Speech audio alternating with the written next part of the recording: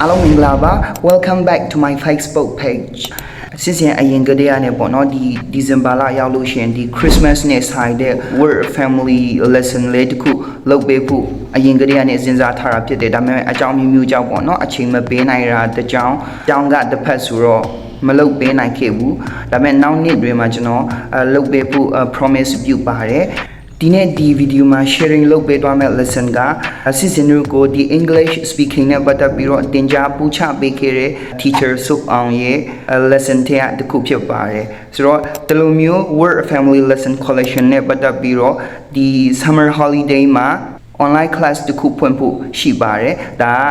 ဇာမတင်ခင်အရင်ဦးဆုံးကြော်ညာဝင်တဲ့တဘောပေါ့နော်ဆိုတော့ဆရာစုအောင်ကိုလည်းဒီနေရာကနဲ့ဂါရဝပြုပါတယ်ဆရာတင်ကြားပေးခဲ့တဲ့ English lesson တွေကအခုထိအကောင့်ထဲမှာရောဇာရွက်ထဲမှာရောကျန်နေပါသေးတယ်ဒီအတွက်လည်းအများကြီးဆရာကိုကျေးဇူးတင်ပါတယ်လို့ပြောချင်ပါတယ်ဆိုတော့ဒီဗီဒီယိုလေးကိုစားလိုက်ရအောင်လား Let's get started ဒီနေ့ဒီဗီဒီယိုမှာအတန်နဲ့ပတ်သက်ပြီးတော့sharing လုပ်ပေးချင်ပါတယ်အရင်ဦးဆုံးအတန်ကို voice ကျောင်းတွေမှာ vibe အမျိုးမျိုးတင်တယ်ပေါ့နော်ဒါပေမဲ့သူရဲ့အတန်ထွက်အမှန်က voice ce နဲ့ဆုံးသမျှများတော့အဖြစ် s အတန်ထွက်ပေးရပါတယ် voice အရင်ဦးဆုံးအတန်နာတယ်အတန်ပြောင်းနေတယ်အဲ့လိုပြောတတ်ကြတယ်ပေါ့နော် lose someone's voice ဒီ phrase နဲ့ပြောလို့ရပါတယ်ဥပမာကိုကတုတ်ကွေးဖြစ်နေလို့ကိုကအေးမိနေလို့ဒါမှမဟုတ်လို့ရှင်လွန်ကျူးអော်လိုက်လို့တချင်အများကြီးဆူလိုက်လို့အတန်ပြောက်သွားတယ်အတန်နာတယ်ဒီလိုမျိုးအခြေအနေမှာပေါ့နော် lose someone's voice ဒီ phrase နဲ့ပြောလို့ရပါတယ်ဥပမာ I have lost my voice I have lost my voice ဒုတိယတစ်ခုကအတန်အော်လာတယ်ဆိုတဲ့စကားကိုကြားဖို့မယ်လို့ထင်ပါတယ်ဒီမှာ voice နဲ့အတန်အော်တယ်ဆိုတဲ့စကားလုံးက break နဲ့တွဲတယ်ပေါ့နော် break ဥပမာ his voice started to break when he was 13ဒူ73နဲ့အသက်အရွယ်မှာသူ့ရဲ့အတန်စပြီးတော့အော်လာတယ်His voice started to break when he was 13. တတိယစကားလုံးကငါ့ကိုအတန်မာမာနဲ့လာမပြောနဲ့ပြောချင်တာလေတန်မာမာနဲ့လာမပြောနဲ့လာမအော်နဲ့လို့ပြောချင်တဲ့အတိတ်ပဲပေါ့နော်ဒါကို Don't raise your voice at me ဒီမှာ raise ဆိုတာကမြင့်တင်တာပေါ့နော်အမေရဲ့အတန်မြင့်ကြီးနဲ့ငါရှေ့မှာလာမပြောနဲ့လို့တိုက်ရိုက်ဘာသာပြန်လို့ရတယ်ဒါပေမဲ့ပြောချင်တဲ့အတိတ်ပဲကငါရှေ့မှာငါ့ကိုလေတမမနဲ့စကားလာမပြောနဲ့အဲ့လိုမျိုးပြောချင်တာ Don't raise your voice at me ပြီးတော့နောက်တစ်ခုကအတကုံ oral ဆိုတဲ့စကားကိုလည်းကြားဖို့မယ်လို့ထင်ပါတယ်ပေါ့နော်အတကုံ oral ဆိုတဲ့အတိတ်ပဲကိုပြောပြပါမယ် Shout at the top of someone's voice နဲ့ဒီ phrase နဲ့ပြောလို့ရပါတယ်အတကုံ oral ဆိုတဲ့စကားစုလေးက She was shouting at the top of her voice သူမကအတကုံအော်နေခဲ့ပါတယ်တခါတလေတချို့လူတွေအတန်ကြေနဲ့စကားပြောတတ်ကြတယ်စစ်စင်ရောအဲ့ဒီထက်မှပါတယ်ပေါ့နော်လေအရန်ပေါ်တဲ့ထက်မှလည်းပါတယ်အတန်ကိုတူပြောတတ်တဲ့အထက်မှာမပါအောင်ကြီးပြောတတ်တယ်အဲ့လိုမျိုးခြေနေမျိုးမှာတစ်ဖက်မှာရှိတဲ့လူတွေအတွက်အနောက်ရှက်ဖြစ်ရတဲ့အချိန်တွေရှိတယ်တယောက်ကဟဲ့မင်းအတန်ကိုနည်းနည်း short ပြီးတော့ပြောပေးလို့ရလားအဲ့လိုမျိုးအခြေအနေမှာပေါ့နော် Can you keep your voice down ဒါကမင်းအတန်ကို short ပြီးတော့တူလေးပြောပေးလို့ရမလားဆိုတဲ့အတိတ်ပဲဖြစ်ပါတယ်ဒါပေမဲ့ဒီဟာနဲ့မာတတ်တာကဒါဒီ lesson နဲ့တော့မဆိုင်ဘူးဒါပေမဲ့ကြားဖြတ်ပေါ့နော်ပြောချင်တာကကိုက music တချင်နားထောင်နေတယ်အတန်ကြီးဖွင့်ပြီးတော့နားထောင်တယ်ဟဲ့ music အတန်နည်းနည်း short ပေးလို့ရလားလို့ပြောချင်တော့ဒီ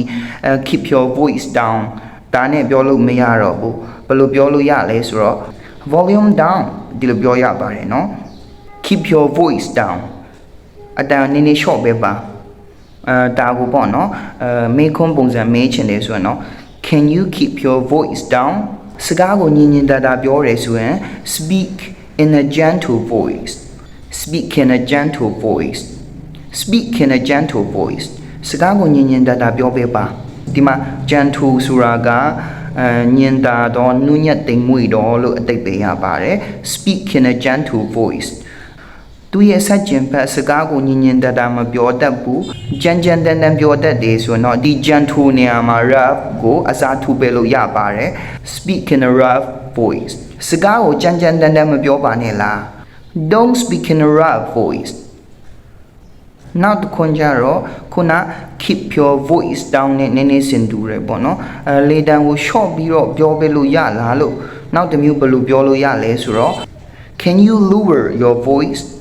can you lower your voice can you lower your voice တခါတလေအတန်တုံတတ်တယ်ပေါ့နော်especially rage ဒေါသထွက်တဲ့အချိန်မျိုးတွေမှာ fear ကြောက်နေတဲ့အချိန်တွေမျိုးမှာပြောနေတဲ့အတန်တောင်မှတုံတတ်တယ်အဲ့ဒါကို shake နဲ့ပြောလို့ရတယ်လို့ tremble နဲ့လည်းပြောလို့ရပါတယ်ဥပမာ her voice shook with emotion her voice tremble with emotion her voice tremble with emotion နောက်ထပ်တစ်ခွန်းကြတော့ငါ့ကိုအဒီလေတံမျိုးနဲ့ငါ့ကိုလာမပြောနဲ့မြန်မာစကားမှာအဲ့လိုပြောတတ်ကြတယ်ဒါကိုနှမျိုးပြောလို့ရပါတယ် don't speak to me that tone of voice don't speak to me that tone of voice ဒါက directly ပြောထားတဲ့သဘောဖြစ်ပါတယ်ပြီးတော့ဒီ directly တော့မကြဘူး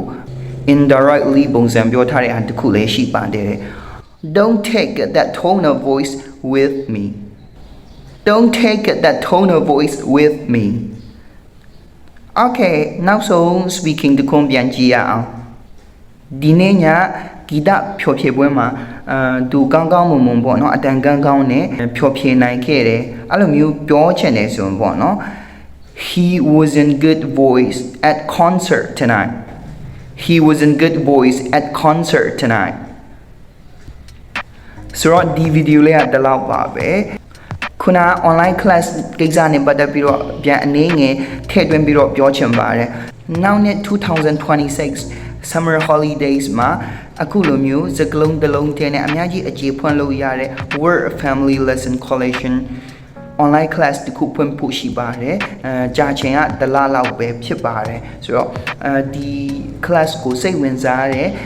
ကိုက join ချင်တယ်ဆိုရင်တော့ပေါ့နော်စစ်စင်ရဲ့ဖုန်းနံပါတ်ကနေရောစစ်စင်ရဲ့ဒီ Facebook page Messenger ကနေပဲဖြစ်ဖြစ်ပေါ့နော်ဆက်သွယ်မေးမြန်းလို့ရပါတယ်ဆိုတော့ဒီဗီဒီယိုလေးကဒီလောက်ပါပဲအားလုံးကျေးဇူးတင်ပါတယ်and may God bless you more